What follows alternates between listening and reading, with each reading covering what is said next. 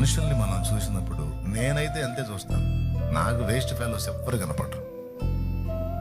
Course కొన్నిసార్లు కఠినమైన శిలలాగా ఉండొచ్చు, కానీ చెక్కితే సుందరమైన శిల్పాలుగా మారిపోతారు. పనికిరాని మొద్దు వలె కనపడవచ్చు. ఆ మొద్దును కూడా లైన్లో తీసుకొచ్చి చిత్రీకి బట్టి ముక్కలు చేసి సిద్ధపరిస్తే ఆ మొద్దు, పనికి మాలిన మొద్దే 10 మందికి ప్రయోజనకరమైన వస్తువుగా మారిపోయింది.